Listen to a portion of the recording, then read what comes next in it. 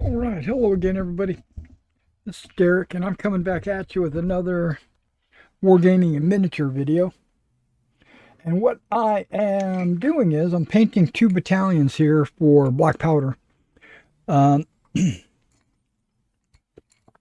these are both going on sale on my eBay store. Um, but since I was in the middle of painting them, I thought I'd go ahead and live stream it, and we can talk about things and junk and jazz and whatnot, and who knows what, right? A couple of exciting things happened yesterday and today, and so I kind of want to touch a little bit on that.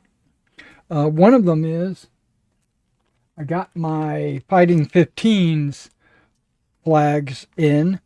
These are mostly French Guard and Prussian infantry, mostly.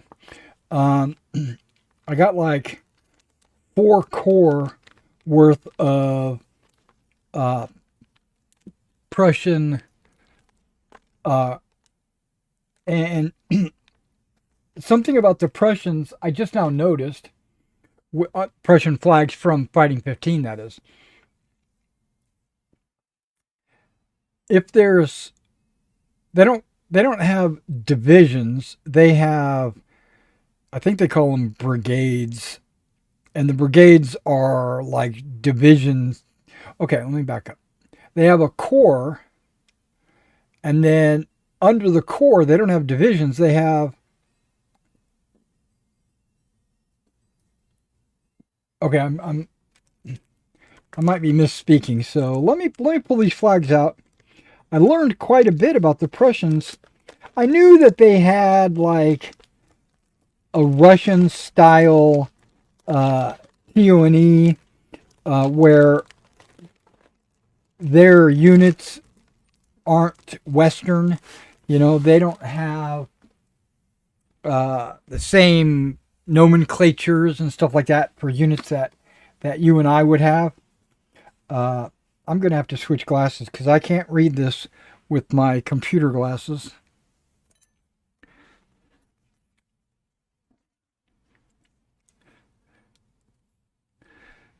And I'm not really concerned about the French Guard because the French utilize your bare bones basic. Oh, yeah, I got some Dutch Belgians as well to backfill the flags that I had to use on that commission. What I really like about Fighting 15 is if there's supposed to be a 1st Battalion flag, and then if there's supposed to be a 2nd Battalion flag, and it's like a Fanion, they'll include that. And then the Middle Guard, Old Guard Chasseurs, Old Guard, blah, blah, blah. Okay, give me a second. I'm hearing the mailman. I'm going to be right back.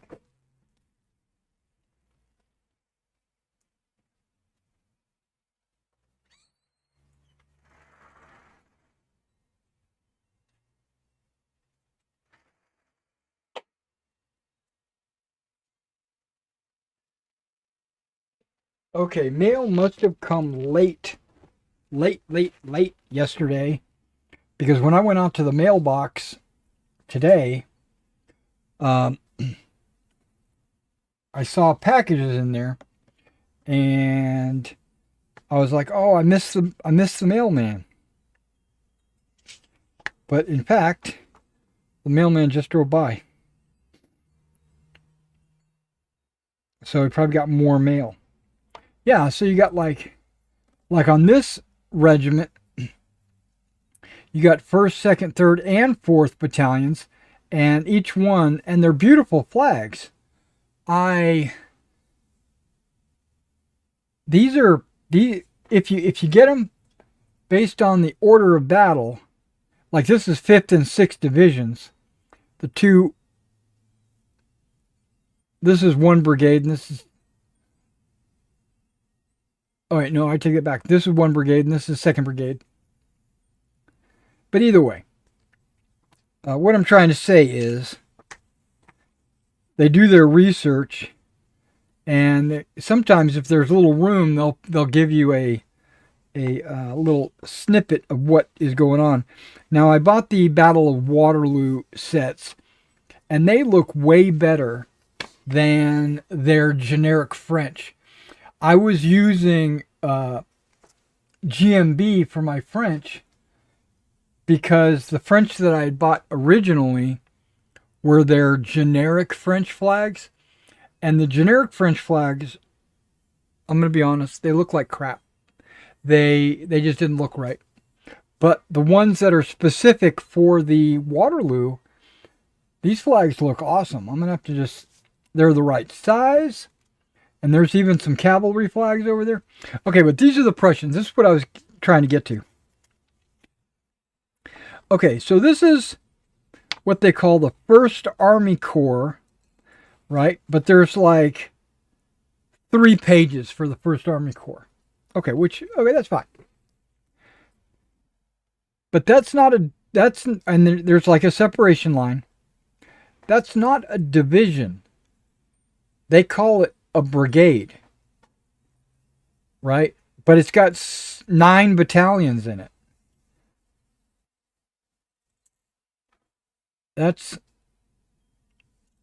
And it even contained 2 companies of Silesian Schutzen and 3 squadrons of the 4th Hussars. So it has even more than this infantry here. But remember the dividing line I mentioned? This is the 2nd Infantry Brigade. There's only 3 flags.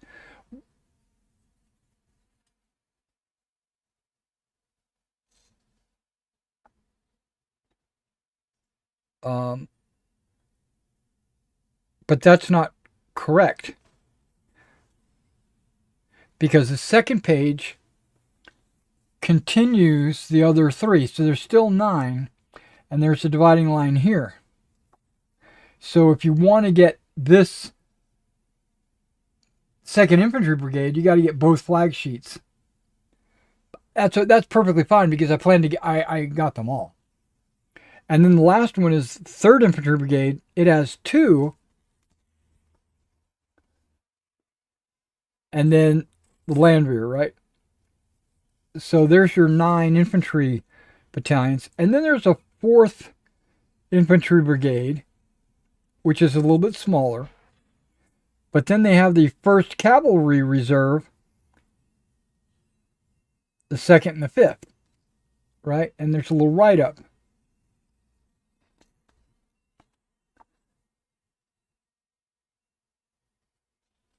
It says Hussar and Ulan cavalry regiments were granted permission to carry their standards after the end of Waterloo.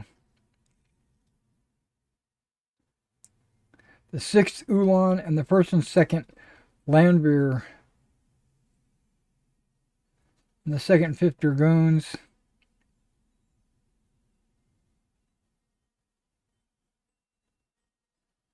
Okay, well, I'm not going to read all that.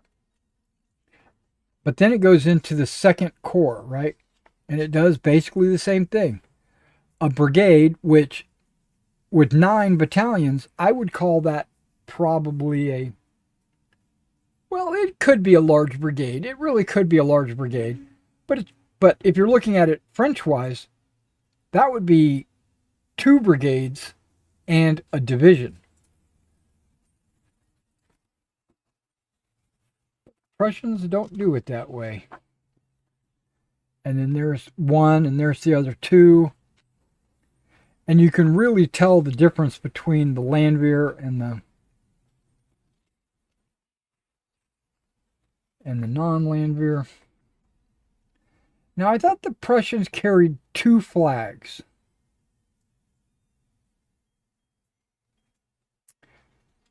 And this Landwehr, these all look pretty cool. And these guys, they look really good. But yeah, you can. And the 2nd Cavalry Corps Reserves, you got the cavalry flags down here.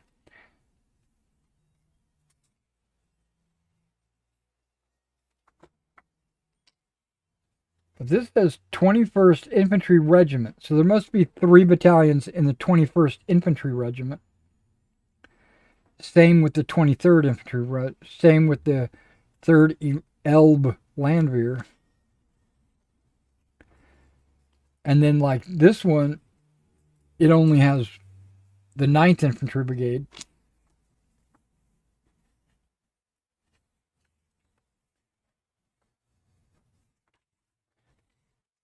This has the 10th and the 11th. The 11th looks like it's all Landwehr under Colonel Luck. And it also gives you a little write-up of, you know, what to expect. Okay, 10, 11, 12. And we're working into the 3rd Army Corps.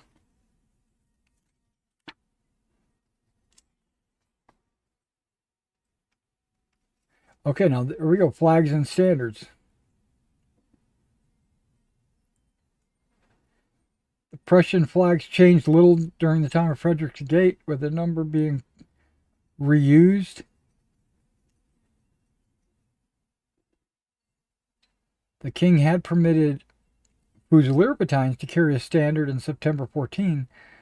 Majority of these Fusilier battalions would not receive them until after the Waterloo campaign. From 1810, a new pattern flag was planned to be for all infantry. Some of these were issued in 1814. Landwehr were forbidden to carry any flags unless they had performed some outstanding act of bravery in front of the enemy.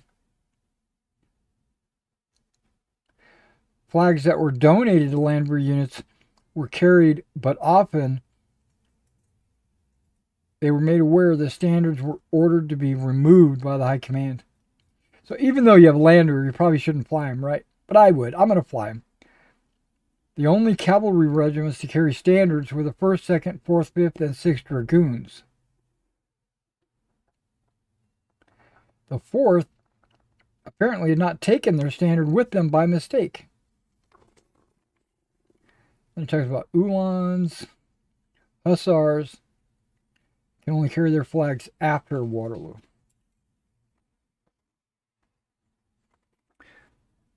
Okay, so that's 12. That's the 3rd Army Corps. Now we're going into the 4th Army Corps, which is all I got, 1 through 4. This is a lot of Prussian battalions. A lot of Prussian battalions. A lot of them look exactly the same, so it should, like the French, you know, you're just going to crank them out. But they do have facing colors, if I remember right, like the British. Okay, so you got 13th Brigade, 14th Brigade, 14th Continued, 15th, 15th Continued, and 16th. Yeah, and that's where it ends for me. But yeah, that's, they don't have divisions, technically. They have huge brigades as part of a corps. So, in my rules, marshals and generals,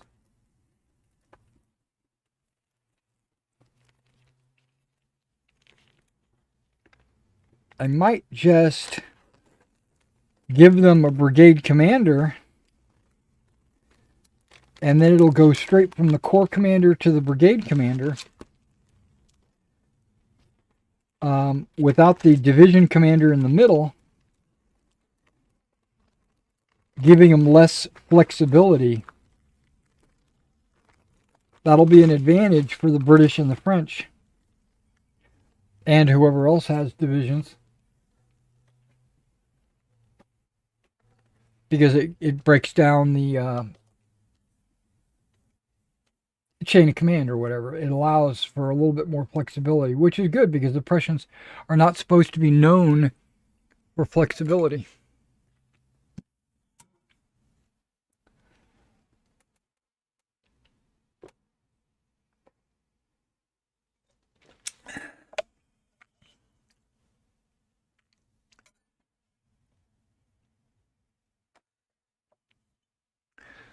Okay.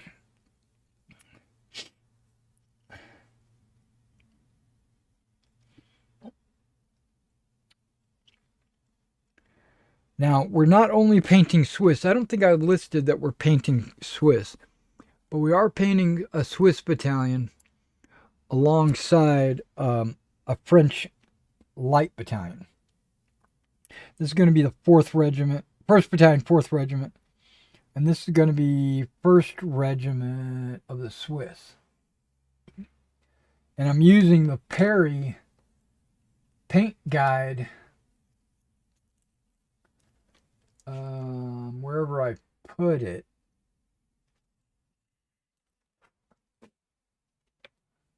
Yeah, I'm using the Perry paint guide for the Swiss regiments. And I've decided to do the 1st Regiment right here.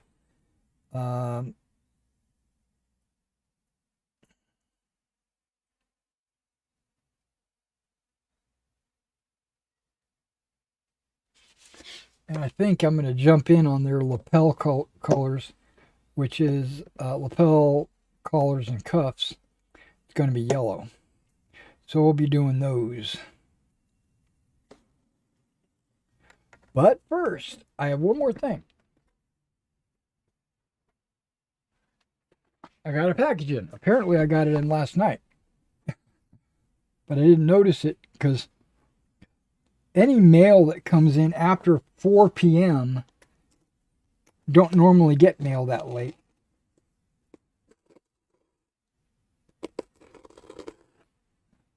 Now, this is from War Bases.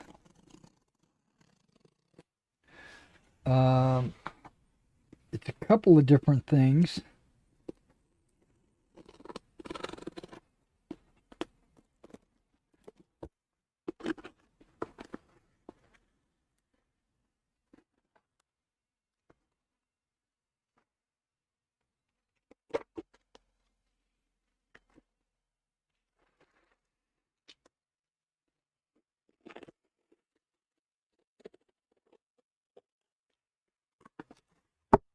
There we go.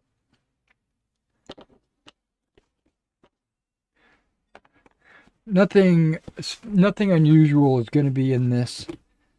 It's MDF sheets. No, it's not. I'm sure they're zip locked.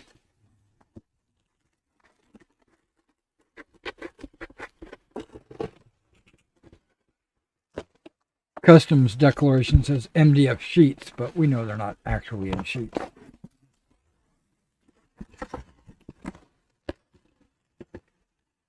The smell of burnt MDF.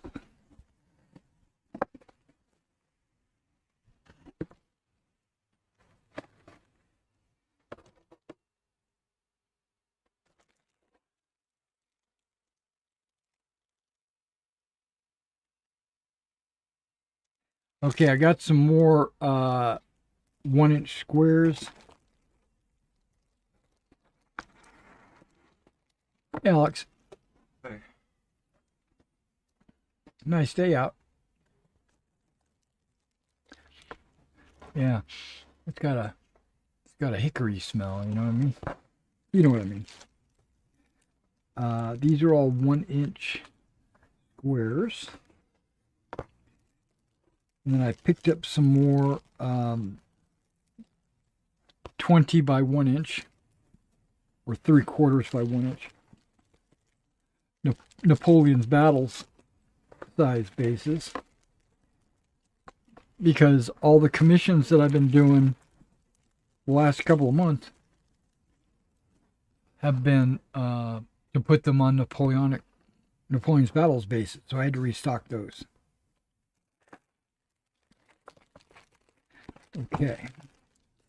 Looks like I got some 1-inch circles, right, for skirmishers.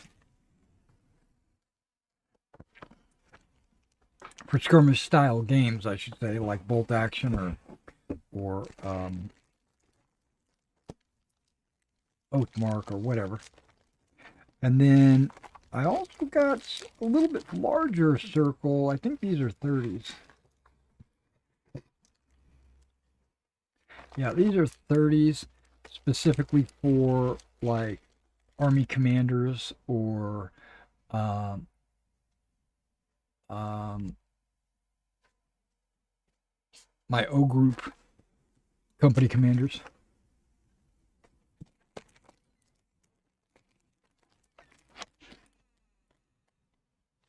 And then 40 millimeter circles, also for same reasons.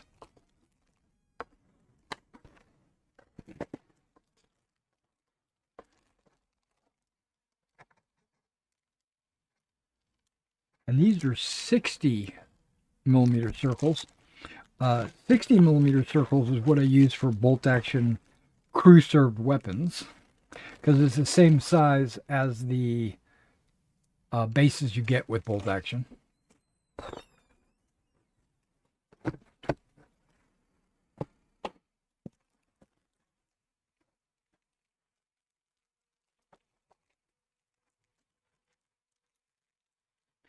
Yeah, these are 40 by 80s.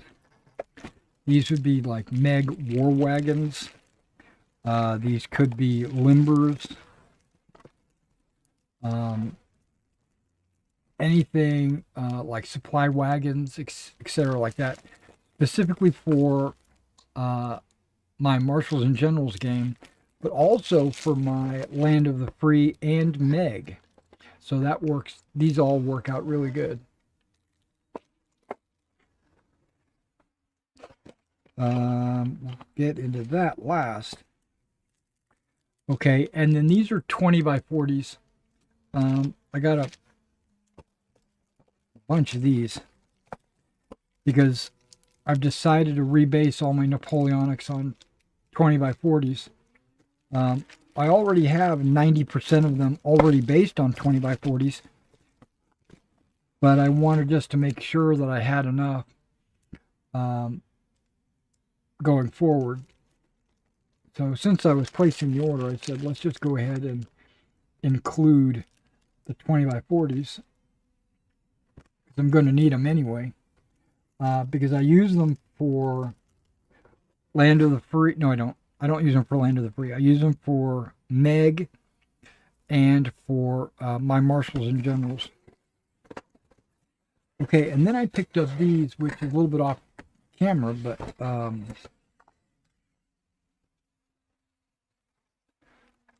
these sabots, right? I'm going to have to put some of the... I've got some already that I haven't touched, but I just added a few more. It would be... Yeah, there's 3...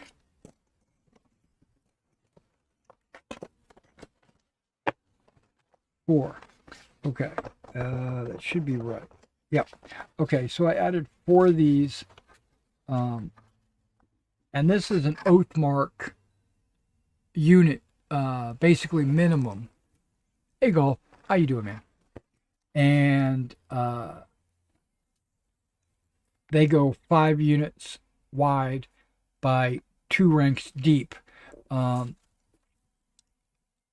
as they take casualties, if they ever get down to just 5, then I could still leave them on this Sabo, or I could switch them out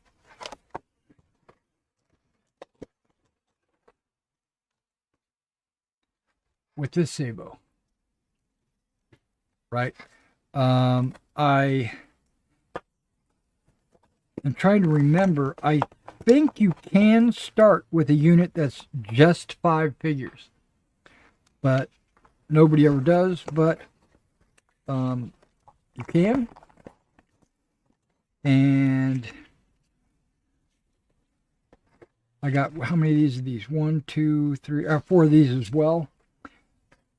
Yeah, 4 of these. And these 1-inch squares or circles that I got earlier, they fit perfectly down inside there. These being 2 millimeters thick. Can't see it. These being 2 millimeters thick and the hole being 2 millimeters. It works out really good. Well, I need to put some of these Sabos together. I even have some Litco movement trays, and I have some, and I also have some movement trays from that are, they look a lot like the old Warhammer movement trays, in that they're just a rectangle with open, they're just a rectangle with like edges to prevent figures from falling out.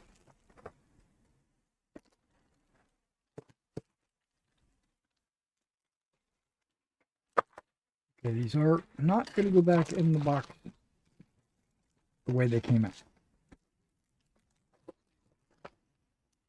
That's okay.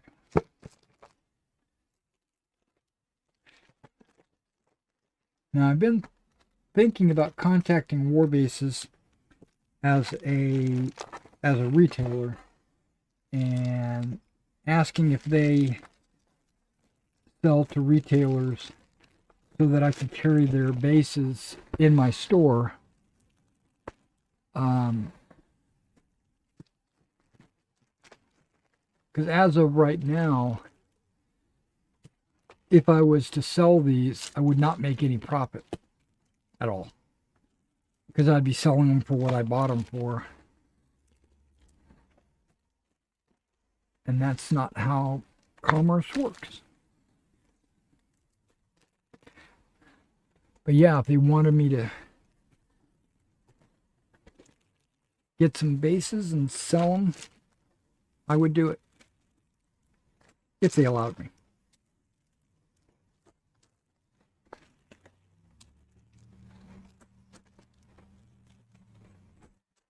Oh, okay. I might have got them all back in. Well, I took out the foam.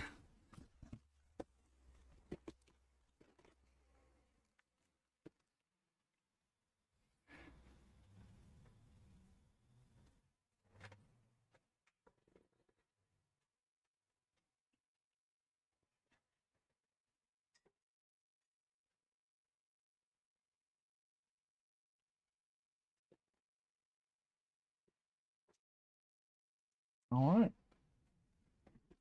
Now you know. All right, we're going to paint some yellow on these Swiss. While I still have some energy left.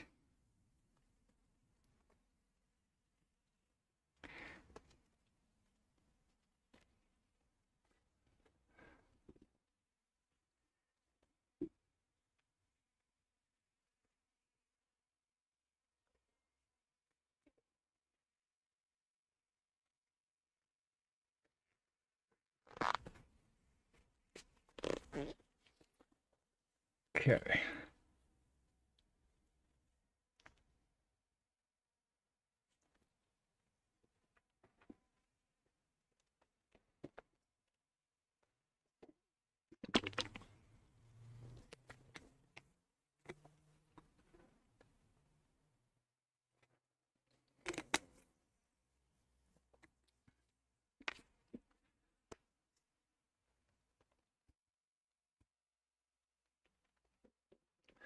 All right, we got our painting magnifiers right here.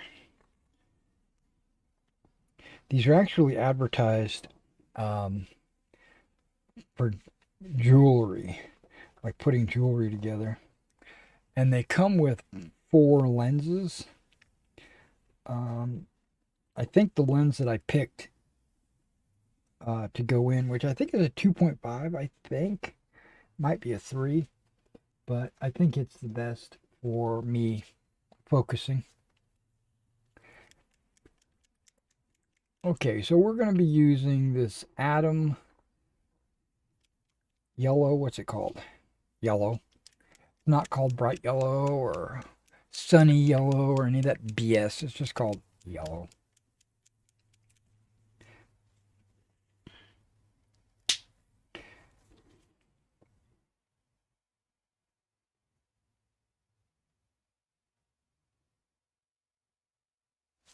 Now, as you probably already know, okay, this is not the brush I'm going to use, no. Okay. Yellow doesn't really go on other colors very well.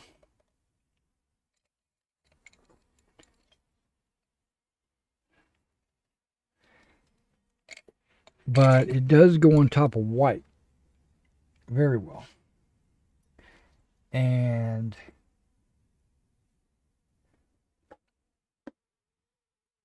so when I was painting these guys with their red jackets, I deliberately left their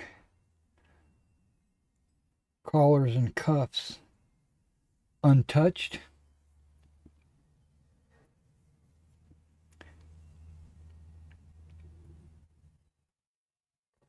so that we could get the yellow on there and have it look bright.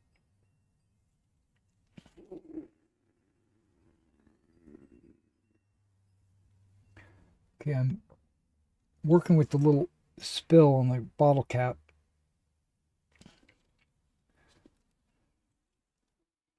Okay, I think I need to bring that closer.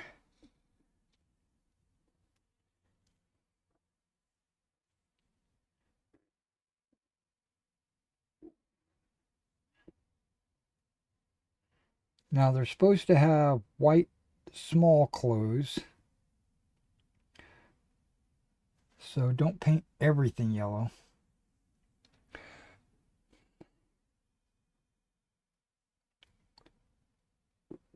Just the vest lapel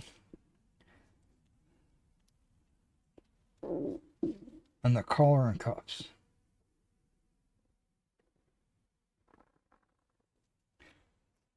And I like Atom because the Atom yellow, it's got good coverage.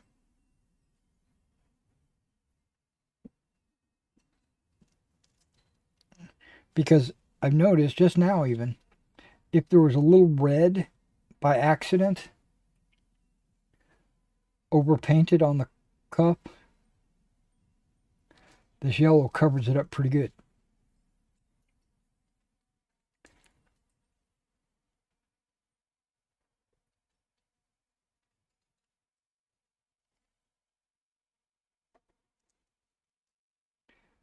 Yeah, this, I find collars and cuffs and belts, you know, the cross shoulder belts and all that.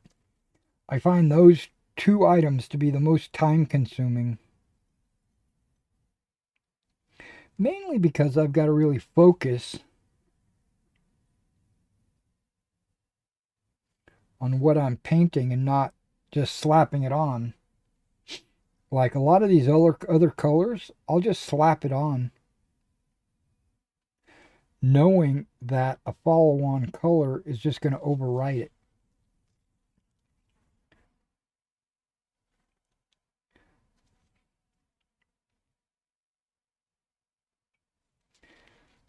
But collars and cuffs and belts, they're pretty much the top of the food chain. And I can't just slap it on.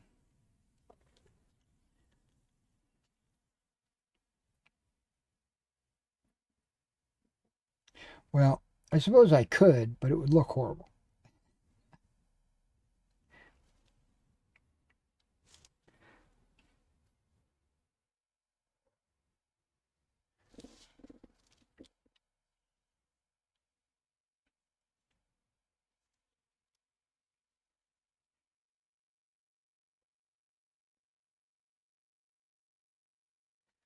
Now, those of you that are curious, like, why are you wearing gloves? Well, I have a tendency to develop blisters.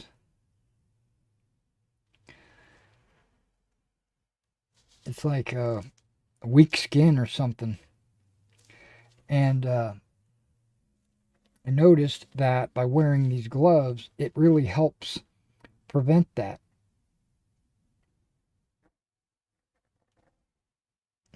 It doesn't make it 100% non starter.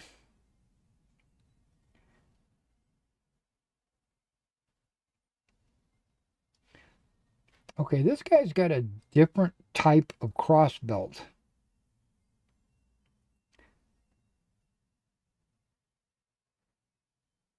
I'm gonna have to look to see what additional kit he's carrying.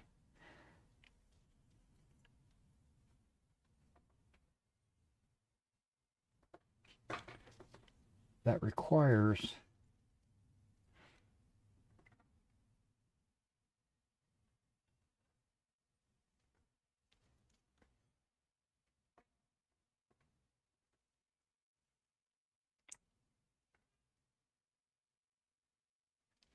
this odd looking belt.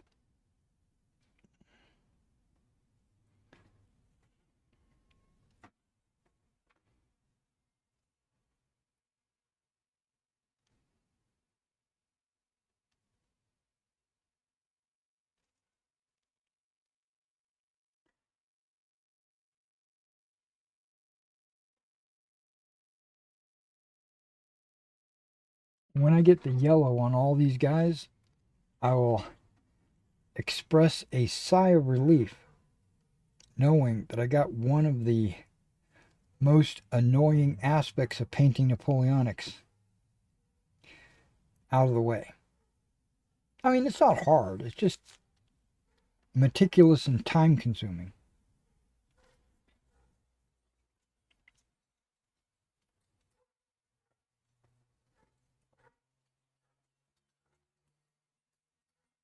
Okay, what kind of kit is he carrying? Oh, he actually has a physical canteen where the rest of these guys are carrying water bottles.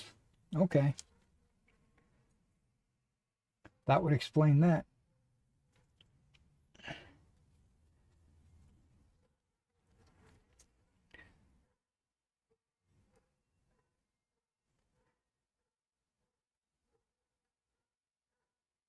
Yeah, these are Perry miniatures. They're plastic, 28 millimeter. Um, there's a French infantry box set that I picked up.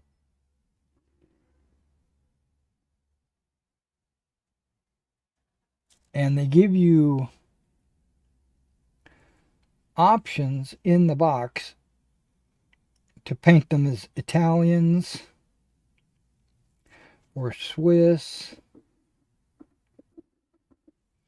or French, because it's actually listed as French.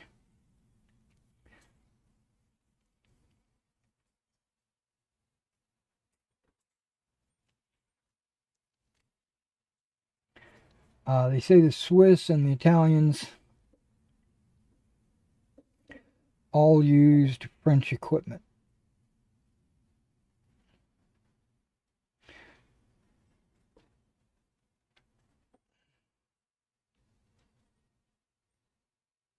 And I've never ever painted a Swiss battalion, ever. So I thought it would be a good opportunity to do that. Also, on that painting guide, he includes, well, I guess it's they because it's the Perry brothers. They include a couple of Swiss flags. So that made my decision a lot easier. I was like, oh, flags. I could definitely do this.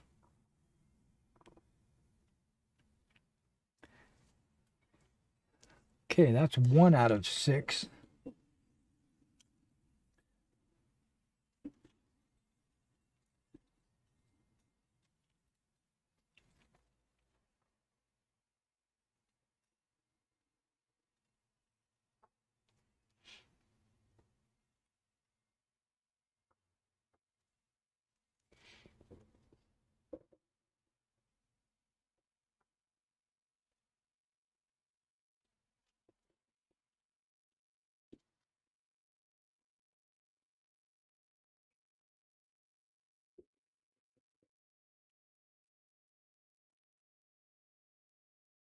And the red I used on these guys is extremely shiny. It's the premium Vallejo. And I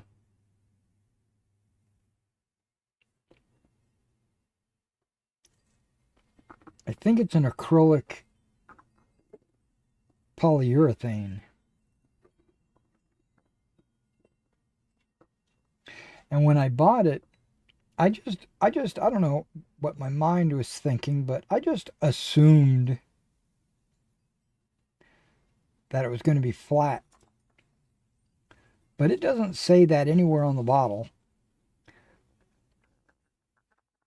It doesn't say flat red. It just says bright red. But I'm okay. I can work with that because I've got dull coat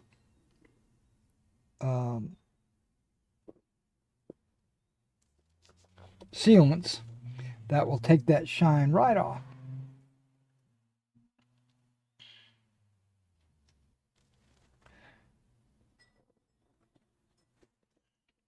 So on my Perry Nights that I did, right, which you probably saw the video that I uploaded that showed off the Perry Nights.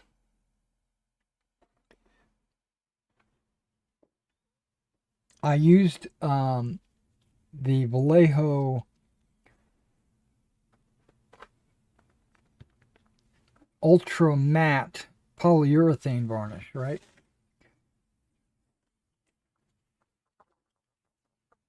Thinking it was going to not only protect the models, but also dull them down.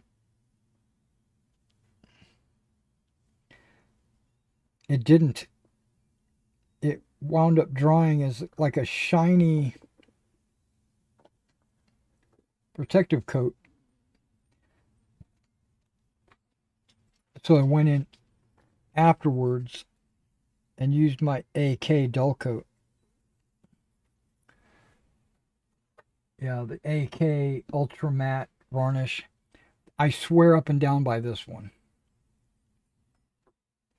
I have like 15 bottles of that.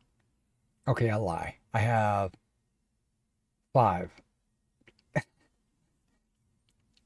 I'm not going to run out anytime soon. One reason why I really like that is it comes out very dull. It dries to the touch in like 30 minutes or less. So if you need to do a second coat, you wait a couple hours and then just put a second coat on there.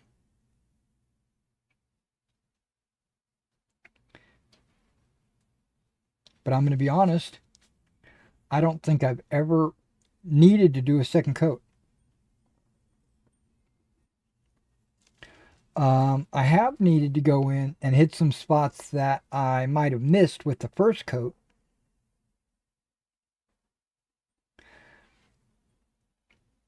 Like I might have did the entire tank and then forgot to do the tracks. And I'd be like, crap, the tracks are like super shiny. Let me go in and fix that. And then I would go in and fix that.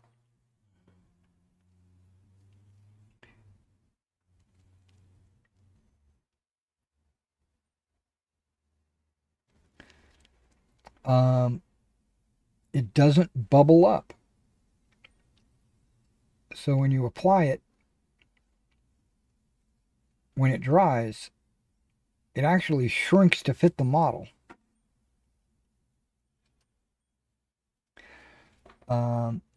There, it's kind of like, you know, that material that you have in your, when you blow bubbles, you know, it's kind of like a soapy,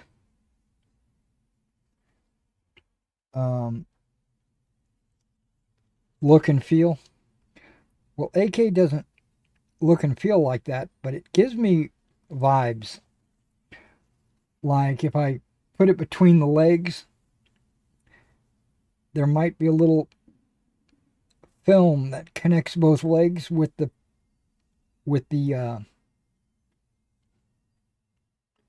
varnish, but you don't have to worry because it shrinks as it dries, and it'll break that surface tension as it shrinks, and it'll only cover the legs. There won't be a film between the legs. Even though if I see it, I will try to, I'll blow on it or whatever to try to prevent it from, being excessive.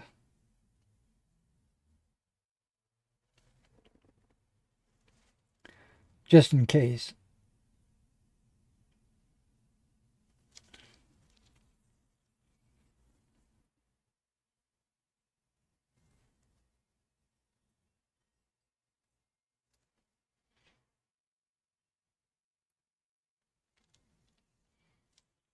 Okay.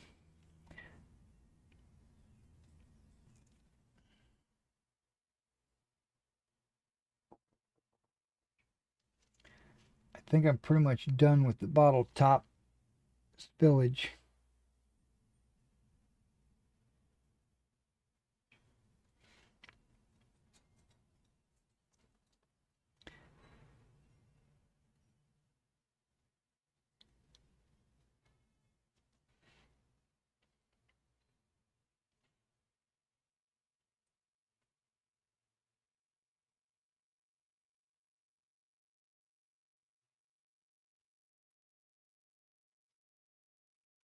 Okay,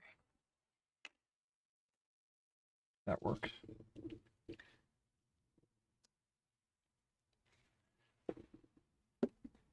Now I can use my palette that I dropped it all in originally.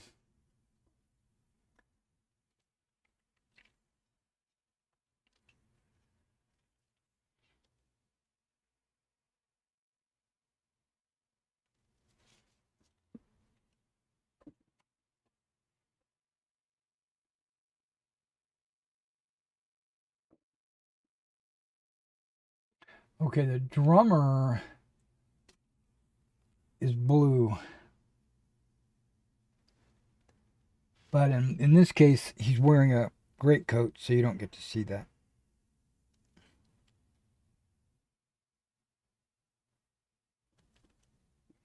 This was a little bit of a mixture.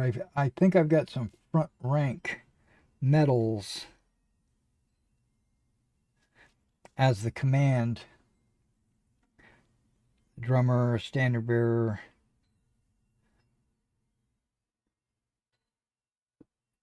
Now this guy's a bugler, but I'm not changing his coat.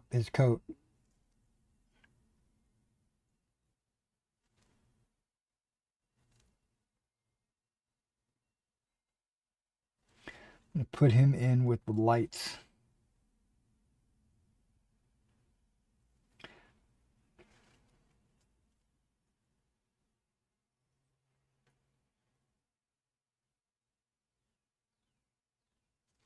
Yeah,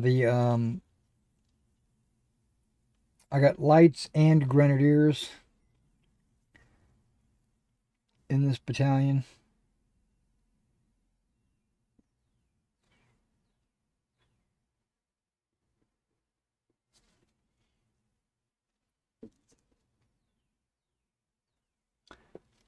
Now, if I remember right, yeah, the grenadiers are white, but the lights are yellow when it comes to their epaulet. So I might just go ahead and paint his epaulet.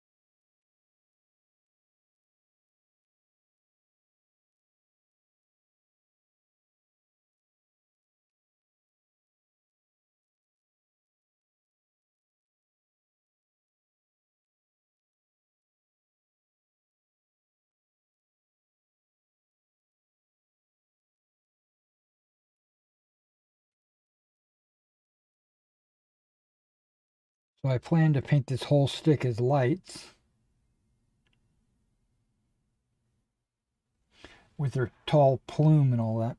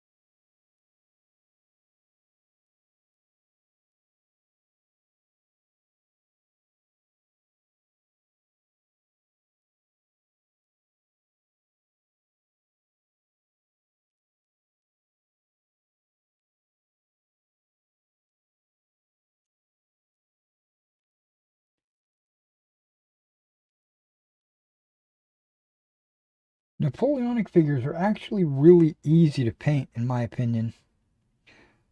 They're not as they're not as easy as like World War II. Those are like super easy.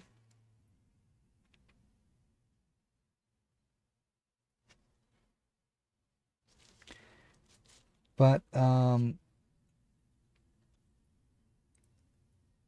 it's mainly because I think it's a lot of repetition. Like all the backpacks are exactly the same color. All the epaulets are all the same color. All the shakos, all the same color.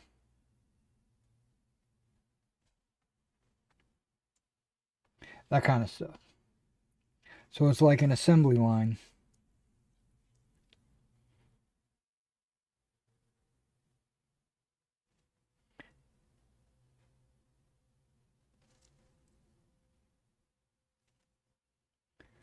But like when I'm painting German ancients, Gaelic or Celts or whatever, those are ridiculously different.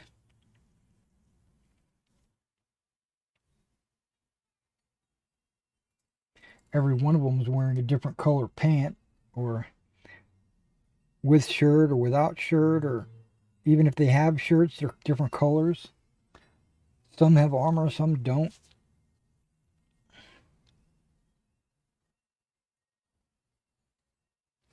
A lot of them wearing striped outfits, or, it's just a pain.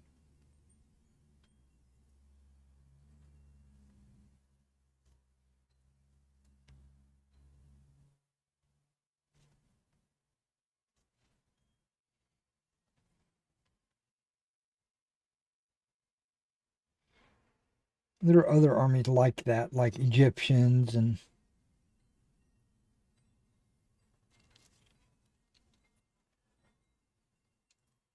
even my medieval knights are kind of like that a little bit.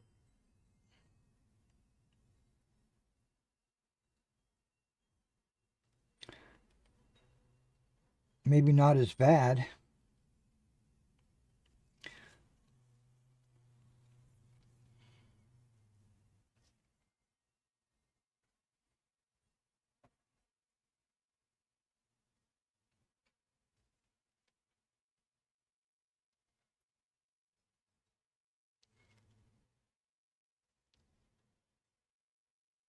You might have also noticed I didn't add any water to this paint.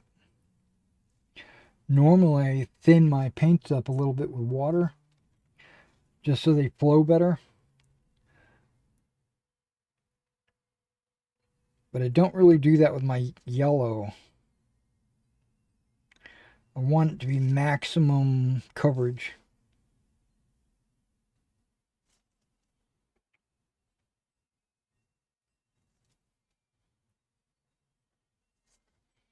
Okay, let me make sure I got all their epaulets. All their cuffs.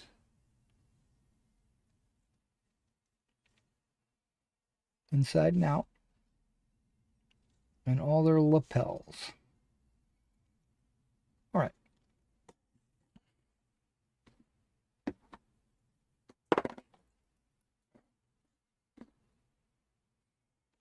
Halfway. And some of these guys have great coats, so I don't have to even worry about them.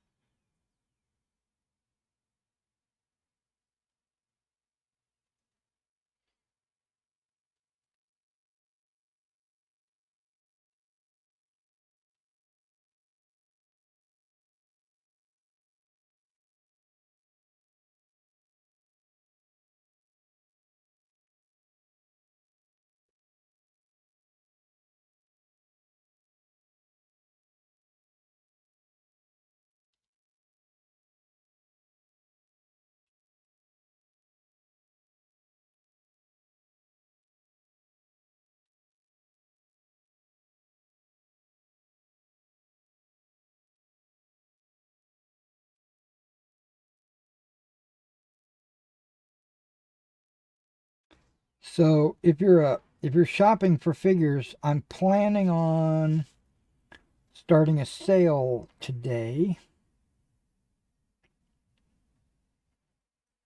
4th of March.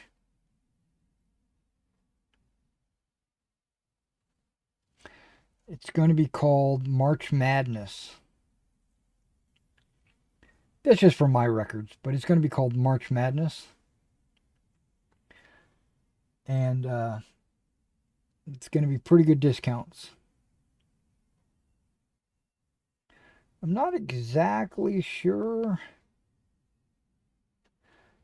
what's going on sale. I was thinking everything that's in a bag.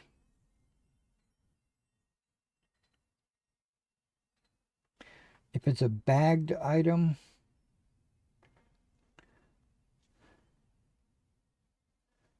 not a box.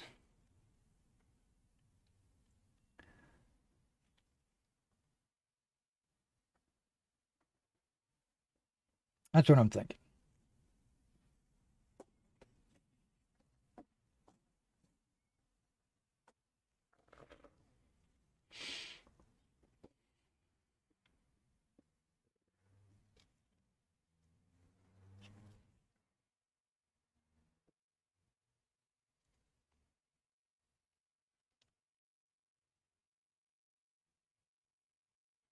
And then the percentage,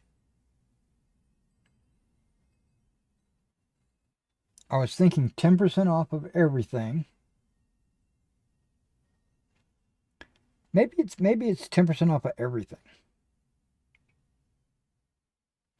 And then if you order 5 items or more, the sale jumps to 20%.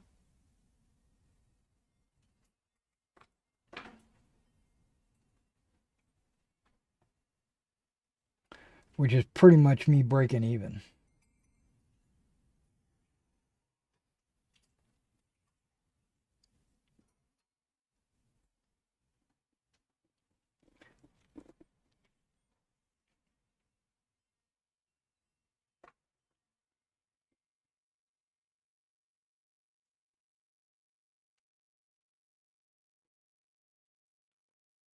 That's what I'm thinking. I'm still working it out in my head.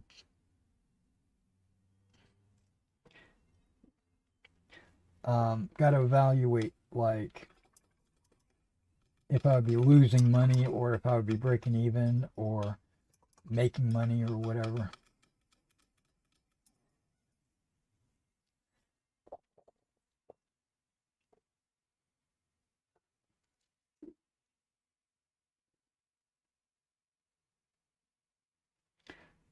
And if I break even, that's okay. That'll put cash in my pocket that I can just turn around and, if I need to, reorder the same item or reorder a different item to rotate my inventory.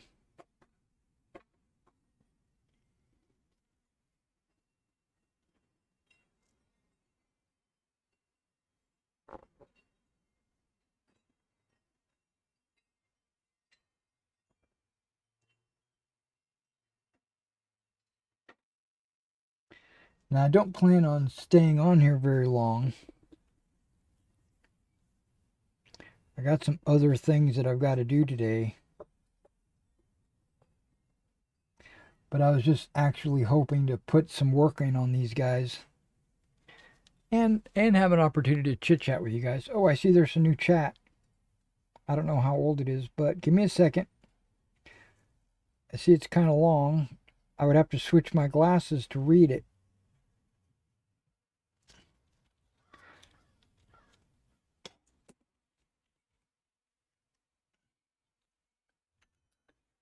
Because those are my magnifying glasses. Hey, Joseph is saying, hi, Dirk.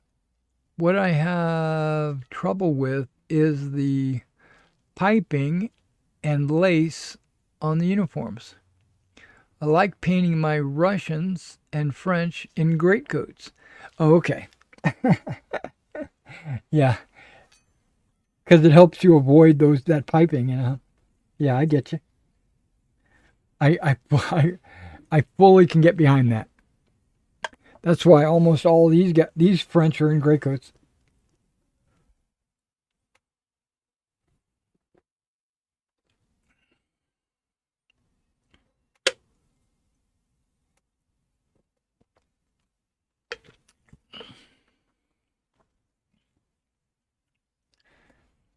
Yeah, I'm the same way. But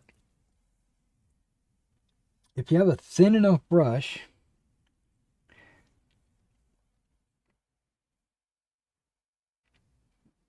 or one with a good, nice, sharp point,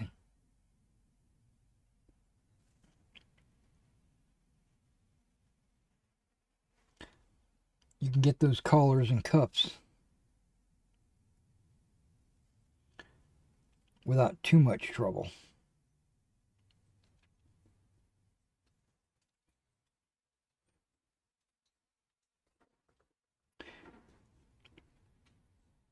Yeah, when I was doing 28 millimeter for my personal self, because I don't do 28s anymore for myself, I only do 15s.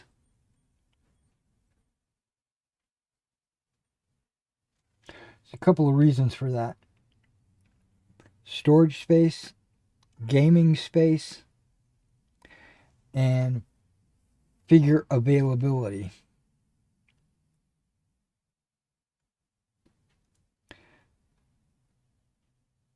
And painting time. So when I was doing my 28s, I painted everything you needed to play Quatre Bras at the battalion level. And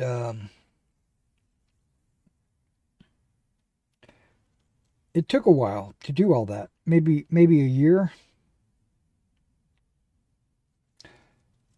And I told my buddies, I was like, 28 millimeters is the way to go. It's the best looking models and easy to paint. Well, that's that I find that to be disingenuous. I wasn't lying because I believed that at the time.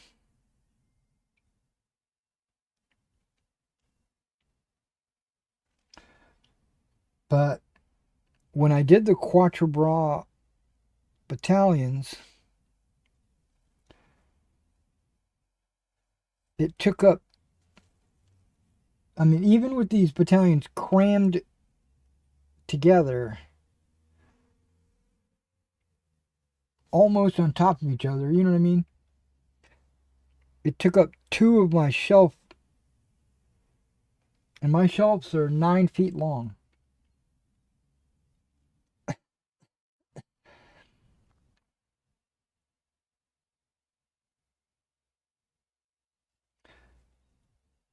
And I came to a realization that space is at a premium. And I was having to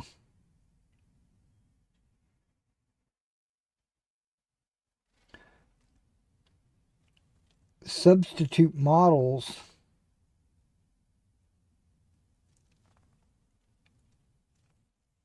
to represent certain things. And I was also noticing that all my units looked exactly the same. You know, not 100%.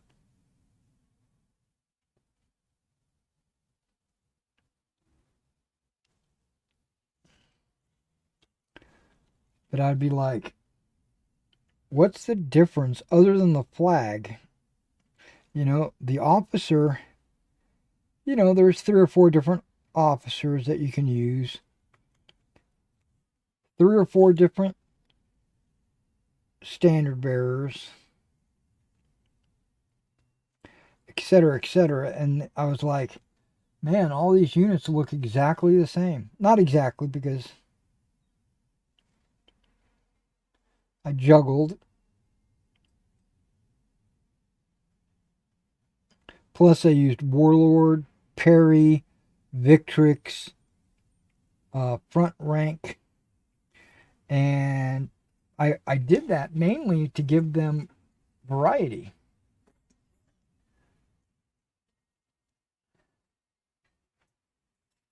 And it just,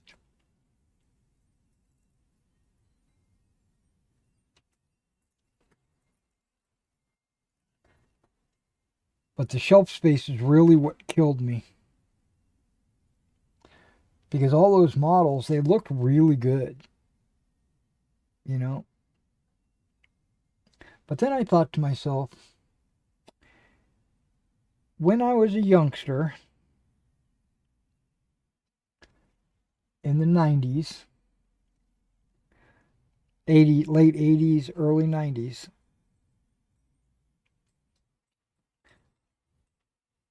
I played Napoleon's battles in 15 millimeter, and all those models looked really good. I used Old Glory and minifigs, and I had a few Essex, but not very many.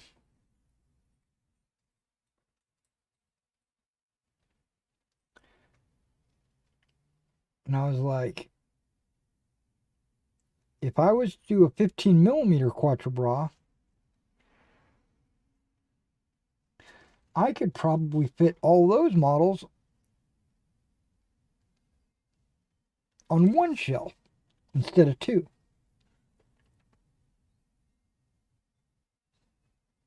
And then I could do American War of Independence, I could do Ancients and World War II, and not fill up all my shelves. And then Warlord decided it was going to release an epic Waterloo box, and I was like super stoked for that. I was like, oh my gosh, that's exactly what I want. Plastic 15 millimeter models. Well, Dun, dun, dun. They're not 15 millimeter. They're 13. They don't match up with my 15 millimeter armies at all. I mean, they look ridiculous, for one thing. Don't get me wrong, they're beautiful sculpts.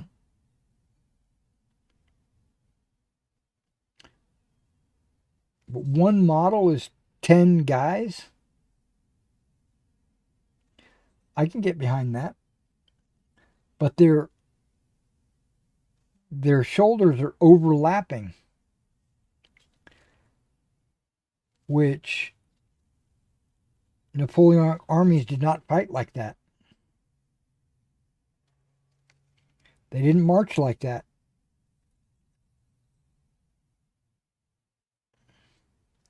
There's actually a gap between soldiers so they can reload and not be hindered by each other. You know, they gave everybody elbow room. Okay, and these are my grenadiers, and they're done.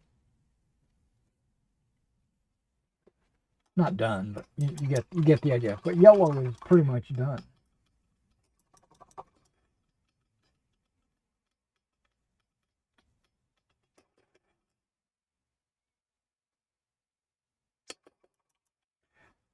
Also, it's early in the month, and I still haven't spent the night cleaning my brushes.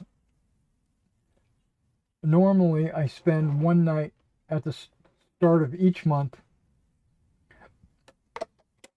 cleaning brushes, making sure they're revitalized. And I haven't done that this month. So I need to do that too. I'll probably do that off camera, of course, later, probably tonight.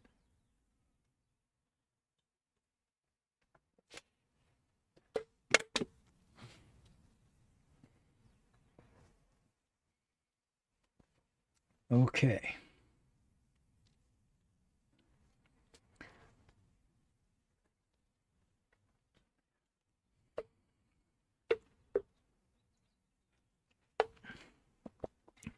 So if you're into Napoleonics, and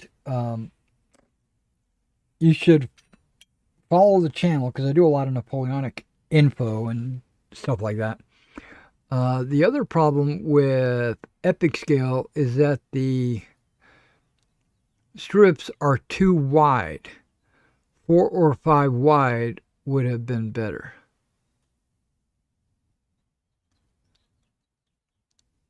Yes, I believe, what are they, 60 millimeters wide? Yeah. The reason why I was even interested in Epic was, like I said earlier about 28s and 15s, playing space. I do have a 5x9 ping pong table that I can play massive battles on. But that would take me quite a bit of effort to get into the garage, get it out of the garage, take the table I have, put it away. I don't want to do all that. The 4x6 is what I'm shooting for. And so I thought to myself, Epic 4x6, that'll work great. But then, you know, that these 28 millimeters, I put them on 40x40s, right? And if you take, and there's almost always 6 stands per battalion, almost always. In Epic, there's 4 stands normally. That's the normal size battalion. If you put a battalion of 28s in line, you get a 240 millimeter frontage. And with Epic, if you put the same battalion, the 4th stand battalion, inline, you get the same 240 millimeter frontage. And so the scale, ground scale, didn't change. It was like it's exactly the same. The battalion occupies the same amount of frontage whether you're playing epic or if you're playing 28 millimeter. And that was one thing I did not want. I even considered playing epic, like you said, on like a half base, a 30 millimeter wide base. And I thought about it. I could get these plastic battalions and I can get out my saw and I could cut it, cut a figure, and then I could have a 5 and a 5, like you mentioned. And I thought that would be awesome. Or I could just not even worry about the plastic models and just go with my 15 millimeter models and just put 5 figures on a 30 millimeter base. It doesn't really work out very well because a 30 millimeter base, I could probably fit 4 figures on there and they would be really tight, maybe, across in 15s. But so I struggled with, do I want to go through that extra effort or do I want to just play existing games? And then I settled on, I'm going to write my own set of rules. And so, if you didn't know this, Marshals and Generals is the rule set that I am currently writing. I pretty much, 99% of it has already been written. But there's a few changes I need to make. I need to get back into it, and I put it off for a few months. Didn't want to dive into it until I was ready. Um,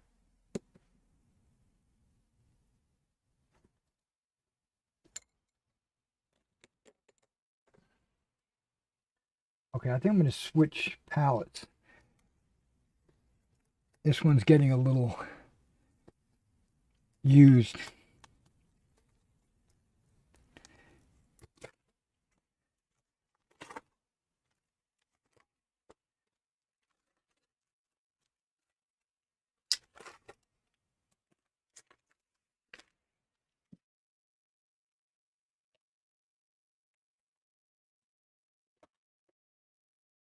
Okay, we're gonna do some dark blue pants and officer's greatcoat over here.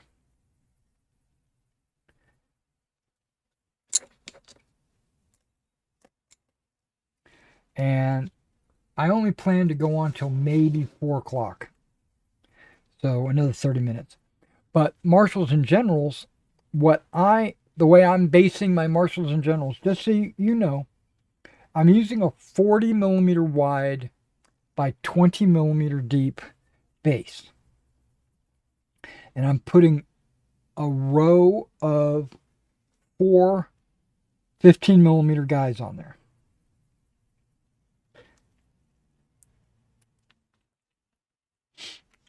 My wife might be home. I heard a car.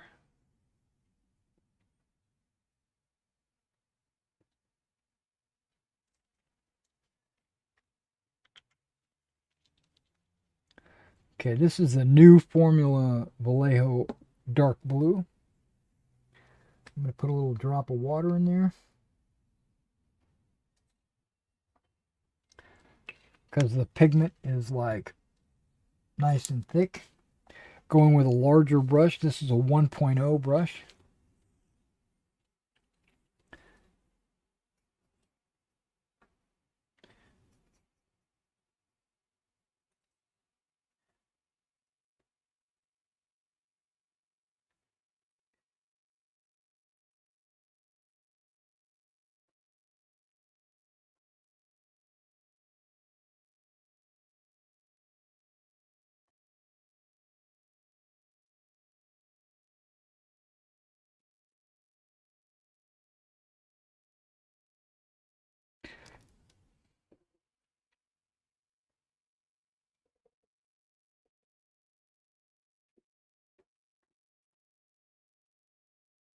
I don't know if you can hear it outside, but I got my back door open,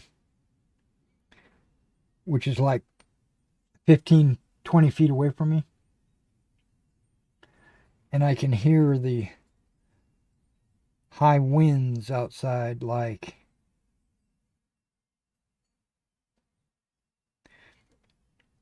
I got stuff blowing across my yard.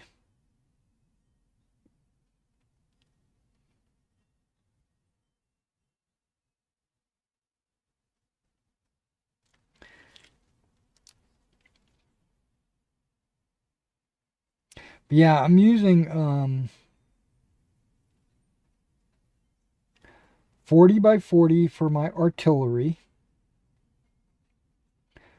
40 by 20 for my infantry, and cav.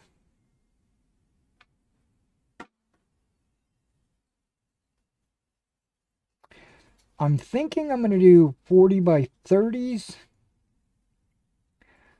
but I might wind up doing 30 by 30.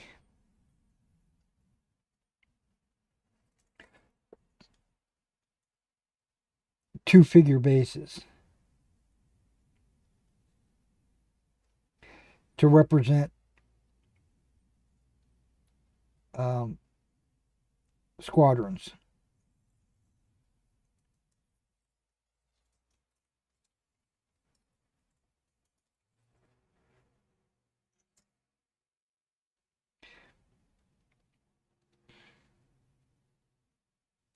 Now I considered a 40 by 30 for infantry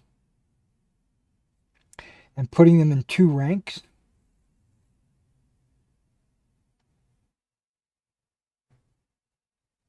Just because they will look better that way.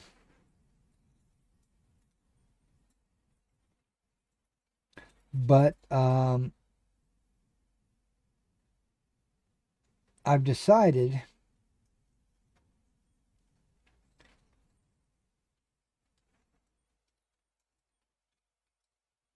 that I'm not going to ever have a formation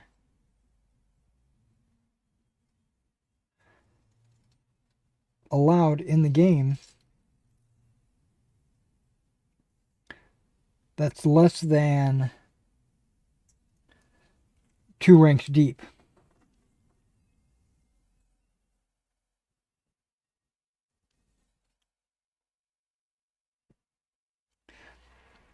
So with 4 or 6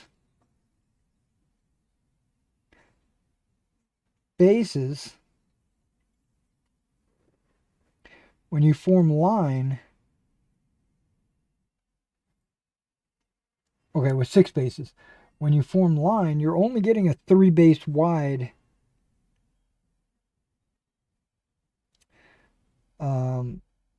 frontage. So that would be half of what you get in black powder or epic.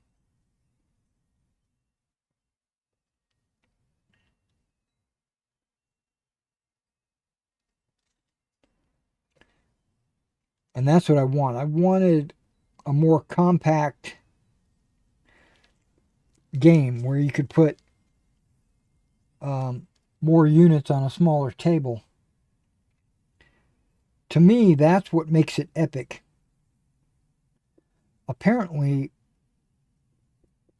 the number of figures per battalion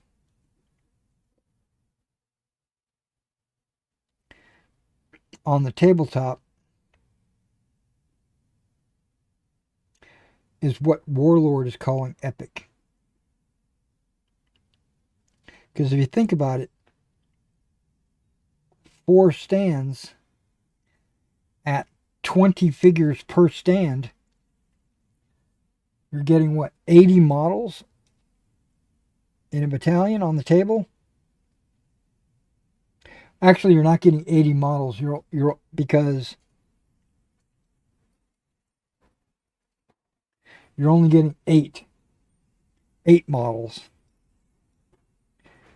They just look like 10 figures in a strip. let me rephrase that. They look like 10 men.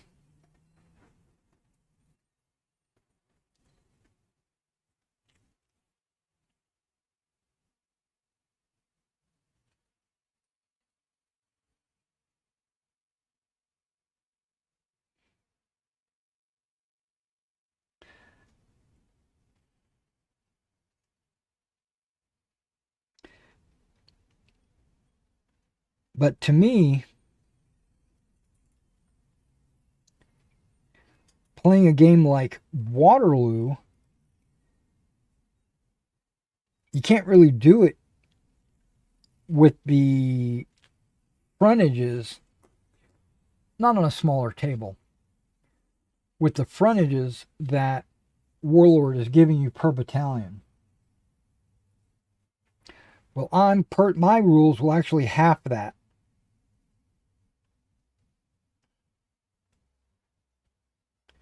So you would be able to play the entire Battle of Quatre Bras on a 4x6 table.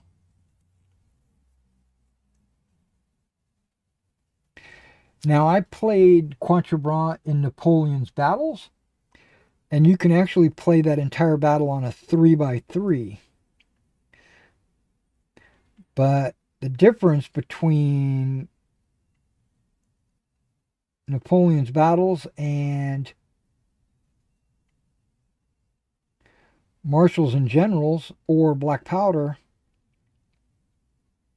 or Epic or any of those is that instead of a battalion is your maneuver element, the brigade is a maneuver element.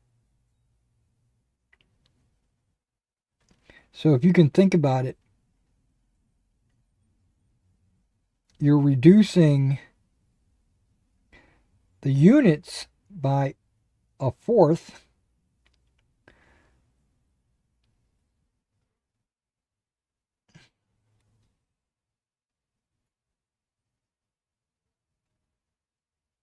And the frontage in Napoleon's battles is 2 figures is 20 millimeter.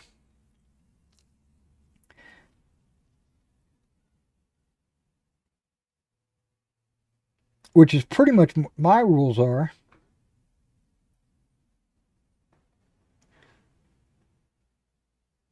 But instead of my figures being mounted in a square, 4 figures on a base, in 2 ranks,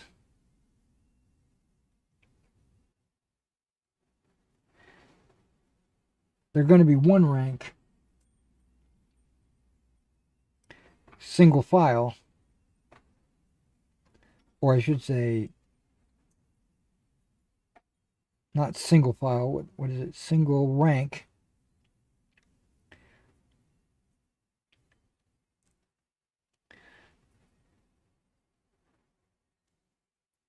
But the rule mechanics are going to tell you that a line is going to look like X. And a column is going to look like Y. And a march column is going to look like Z. And a square will look like this.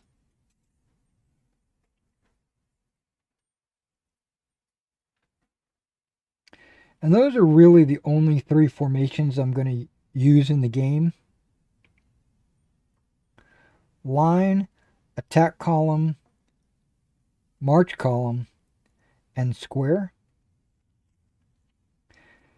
And now I understand that different nations had different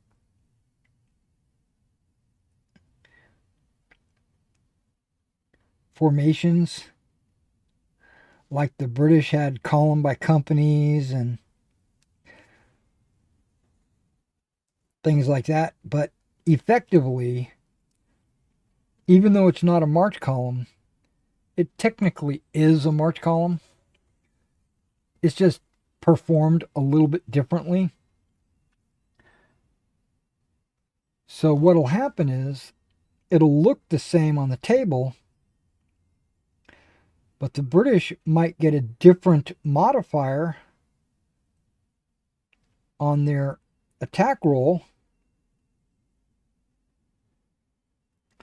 because they're not in an attack column. They're in a column of companies.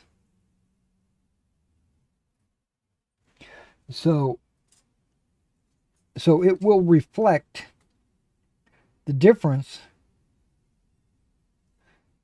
just not visibly on the table, if that makes sense.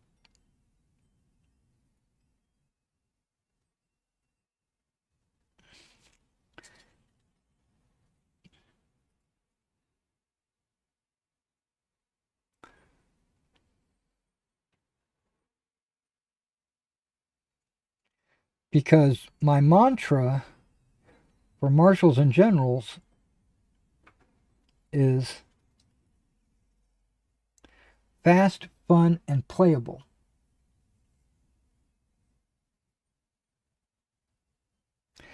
And originally, in my original set of rules that I wrote, I was planning on doing casualty removal. Like some games, you take a hit, you mark a figure, and then once all the figures on a base are hit, then you remove the base. I decided against that.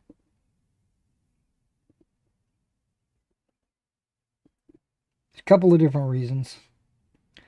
One, so that you can always form the right formations with the bases that you have on the table. So it's really just an aesthetic reason. And secondly, casualties are not going to represent death, right? So if a unit takes 10 casualties, I'm being excessive right now. But if they take 10 casualties,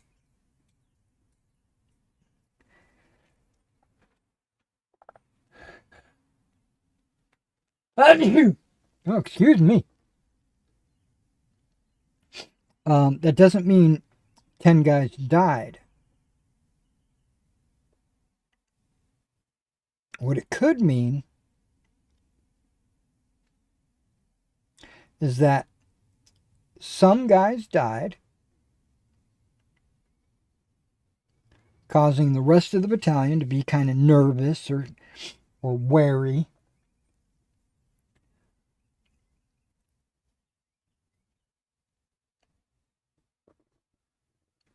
But at the scale of the game, we're not like keeping track of every single man. That would be just ridiculous. So I don't want to keep track of every single figure. So units are going to take hits.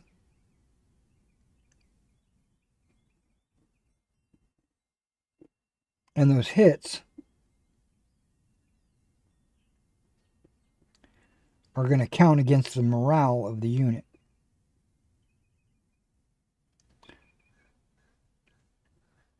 So higher the morale, the less of an impact that these hits will have on the unit. So what that means is like Old Guard can probably take more hits than a Prussian Landwehr.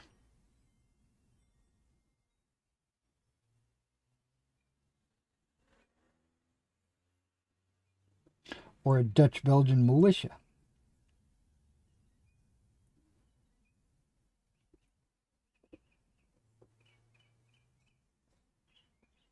Even though some of the Dutch-Belgian militia performed really well at Waterloo.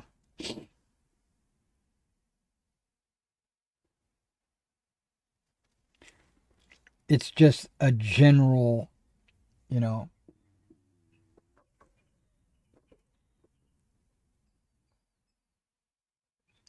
And that was another thing that I struggled with when it came to like unit stats and nationality stats, things like that. There's big arguments, or at least there was back in the 80s,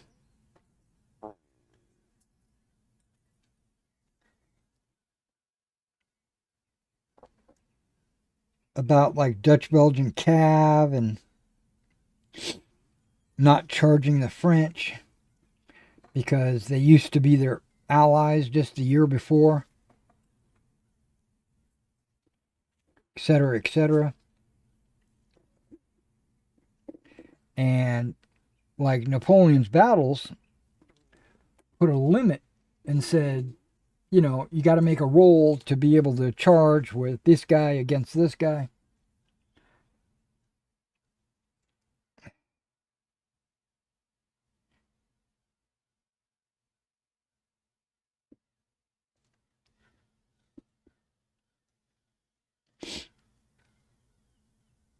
And I don't mind, I didn't mind that limitation, but I'm gonna go about it a little bit differently.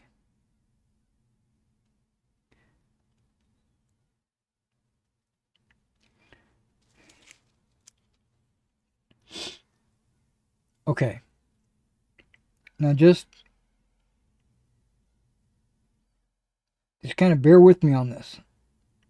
There are dice in the game, right? Because it's a game.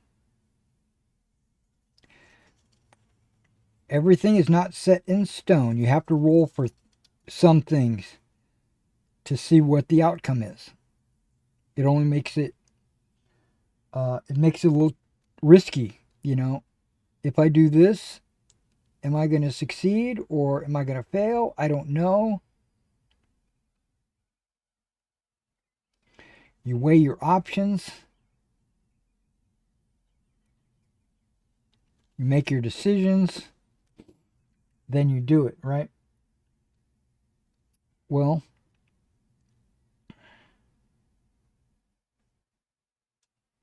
and then the dice will determine whether or not you succeed or not.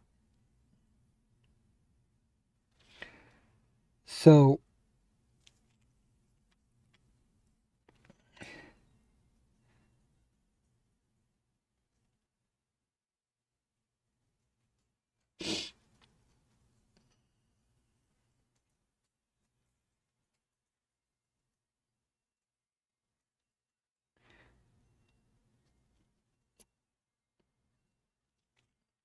I don't want anything to be a foregone conclusion, is what I'm saying.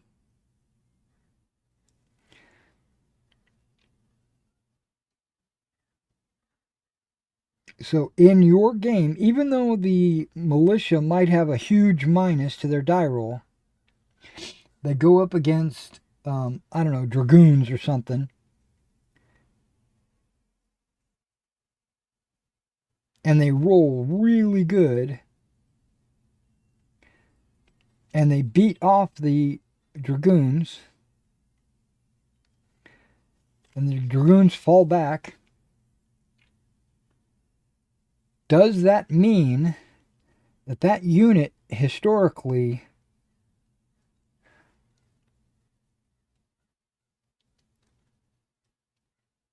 in reality could it have beaten the dragoons back? Probably not.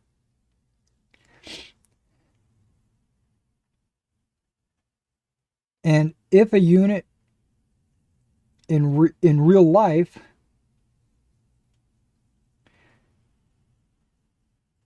succeeded in beating the dragoons back,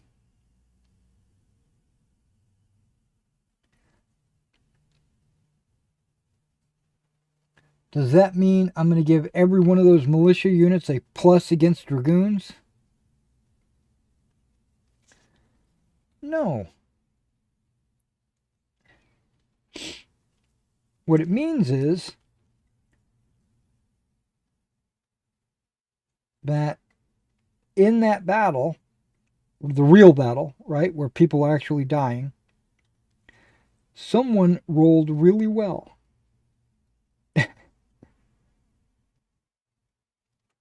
Got really lucky. And the Dragoon player got really screwed over. Now I'm talking about real life now, not the game, right? I know it sounds like I'm talking about a game. What I'm trying to do is say that things could happen in real life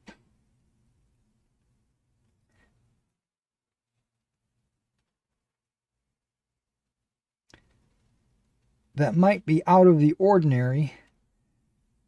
You might say, wow, those guys, like this Dutch Belgian unit, in history,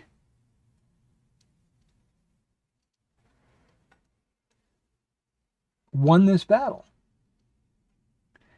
So in my game, not my game, whoever I'm arguing with, I'm going to give them a plus because that unit is really good. No, I don't believe that.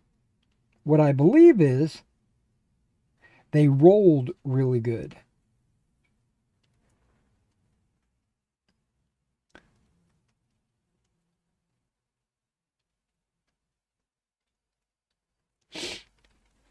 I think the modifiers might be skewed because, you know,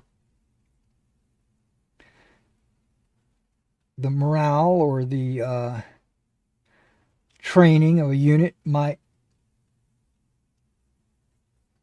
make it a little bit better on the die roll, but it's still going to come down to the die roll.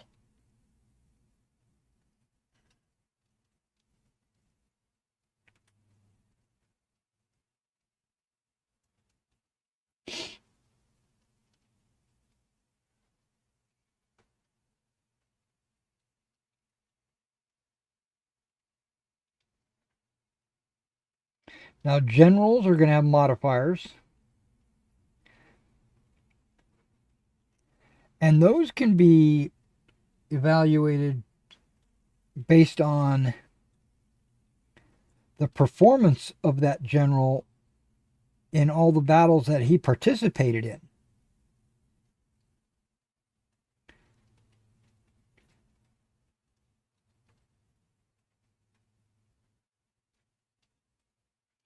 So if Foy, I'm just using that as an example,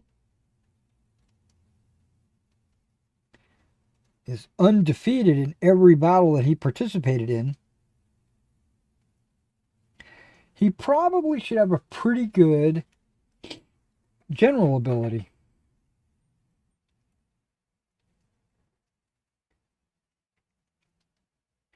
But if your general like won some and lost some, he's probably going to be an average general.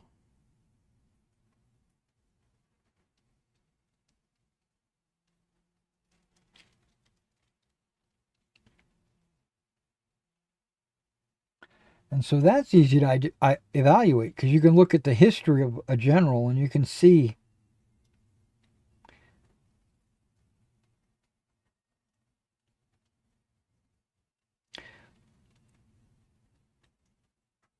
how good he was.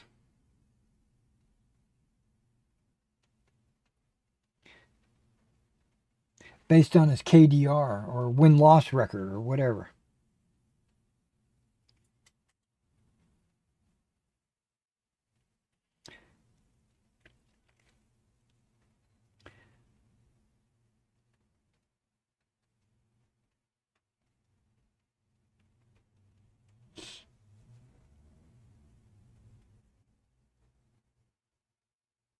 Now, the hardest thing to evaluate is like a command radius.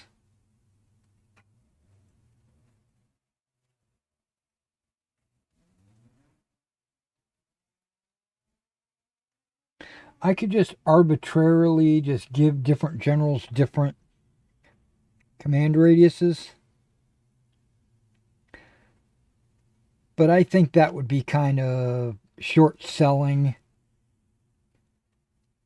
certain generals or bumping up certain other generals.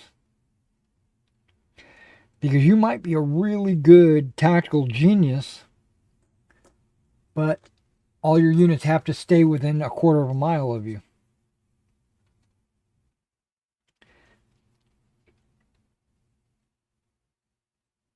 Or you might be the worst general in the world, but you have so many couriers and messengers that you can command your units even if they're over the horizon.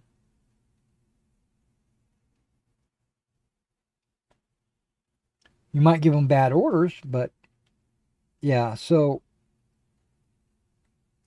I'm leaning towards each level of general, like brigade, division, corps, what have you, has a set number.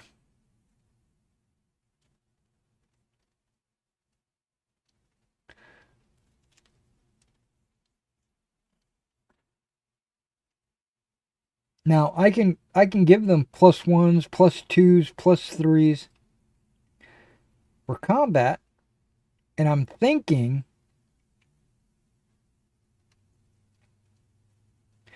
I can use those pluses on their radius as well. So like if you're a +2 general,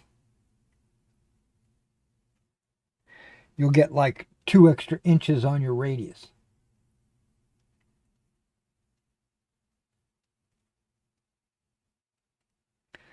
But I don't know. I don't know how I want to do the generals.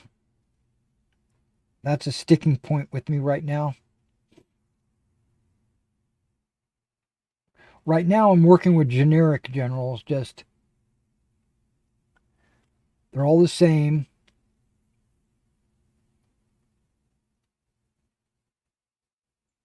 Just to playtest the rules. And then once I get the rules, locked in, then maybe I'll start tweaking units and generals and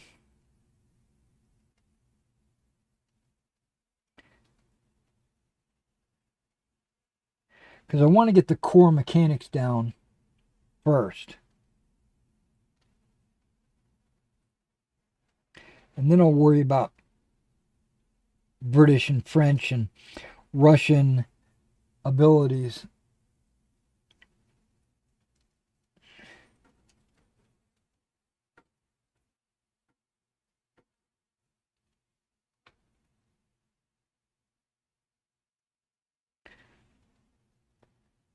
I was hoping that I would have the rules written by this August, published, even if it's self-published.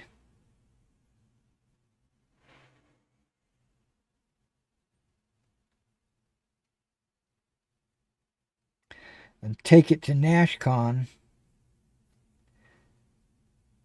and host a Quatre Bras game using my rules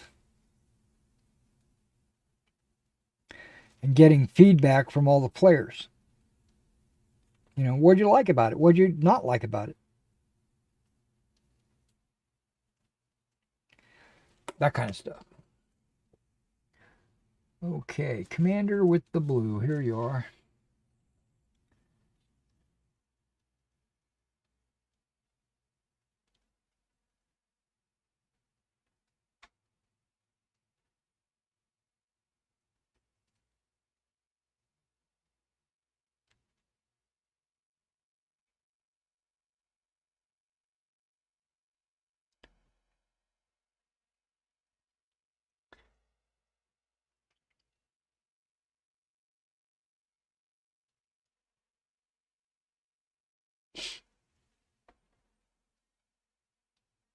I think I just heard rain.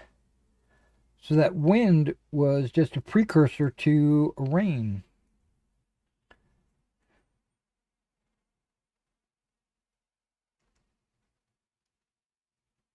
Yeah, it's definitely raining outside.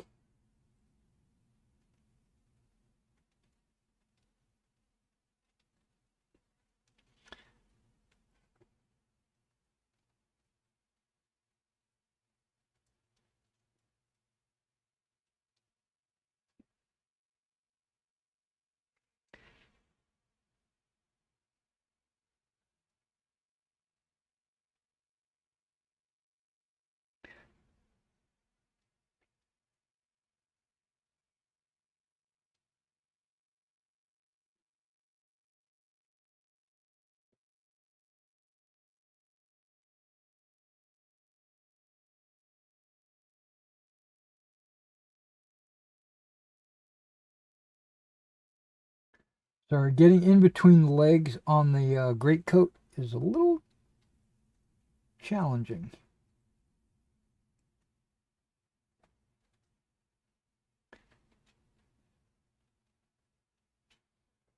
Okay.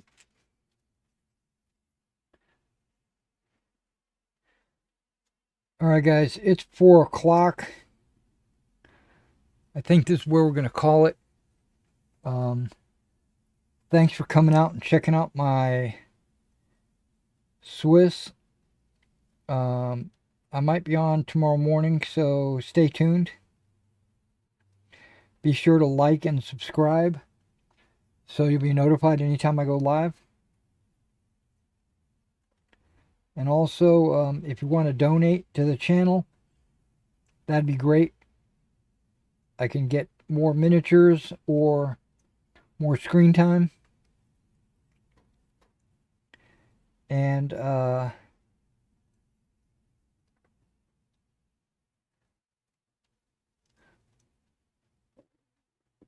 also, if you're interested in picking up these models or models like this, you should check out my eBay store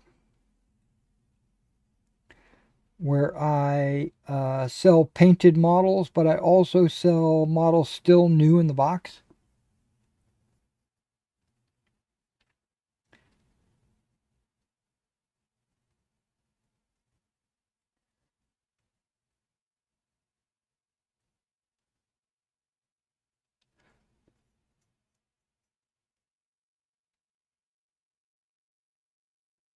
Also, if you're interested in having me paint some models for you, you should check out my email address, which might be in the description. If not, just contact me and I'll get you. I think the price sheet is already in the description. And you can see what I charge. And